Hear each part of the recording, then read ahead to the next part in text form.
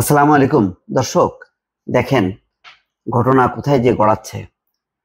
লালমনিরহাটের পাটগ্রামে থানায় হামলা চালিয়ে ভ্রাম্যমাণ আদালতে সাজাপ্রাপ্ত দুই আসামিকে বিএনপি নেতাকর্মীরা যে ছাড়িয়ে আনলো বা ছিনিয়ে আনলো, তার পরিপ্রেক্ষিতে জামাতের প্রধান কি বলছেন? জামাতের প্রধান বা আমির শফিকুর রহমান তিনি বলছেন, এই পরিস্থিতিতে নির্বাচন কিসের, কি নির্বাচন হবে? এই জন্য আগে নির্বাচনের পরিবেশ অবশ্যই তৈরি করতে হবে। গুরুত্বপূর্ণ কথা, কিন্তু ফেলে দেওয়ার মতো না। এখানে এনসিপিও কিন্তু তাই বলছে, জামাতও কিন্তু বলছে যে নির্বাচনের তো লেভেল প্লেইং ফিল্ড নেই। এটা সম্ভবত ডক্টর মোহাম্মদ ইউনূসও অনুভব করেন। সমস্ত জায়গায় প্রশাসন এবং পুলিশ তারা মনে করছে যে বিএনপি তো ক্ষমতায় আসছে, সুতরাং তারা এখন ওই আগে ভিতরে যাই থাকুক না, কারণ সবাই বিএনপি।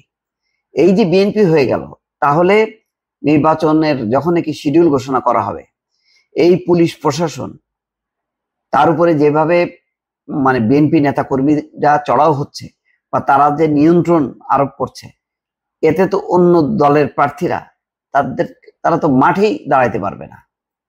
সেই শঙ্কা কিন্তু ব্যক্ত করলেন ডাক্তার শফিকুর রহমান। সেই জন্য আমি বারবার বলছি যে এই ঘটনাগুলো কিন্তু কাল হয়ে দাঁড়াবে।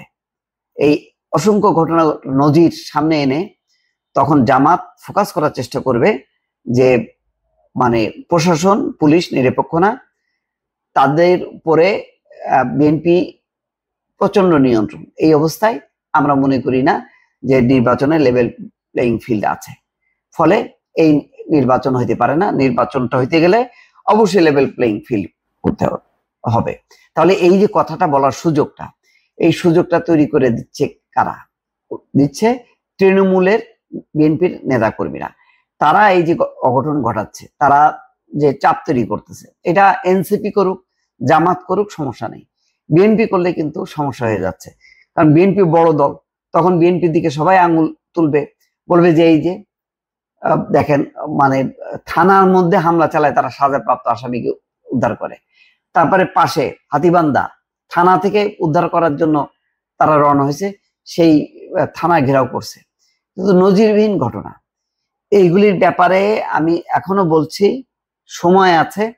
দ্রুত বেগে এমন নির্দেশনা দেয়া পুলিশকে, বিএনপির পক্ষ থেকে বিএনপির দরকার হয় আলাদাভাবে পুলিশ প্রশাসনের সাথে, অথবা এখন যৌথ বাহিনী আছে তাদের সাথে বৈঠক করুক, বৈঠক করে পরিষ্কার বলুক যে আমরা এখন কোনো দল চিনি না, আপনারা নিয়ম মাফিক কাজ করবেন, কোন দলের কোনো ইয়ে শুনবেন না।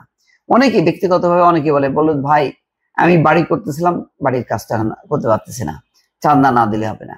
অমুক জমি, ভাই আমার জমিটা তো উদ্ধার করতে গেলাম বা আমার এতে ছিল, এখন তো বিএনপির অমুকে তারা দিচ্ছে না।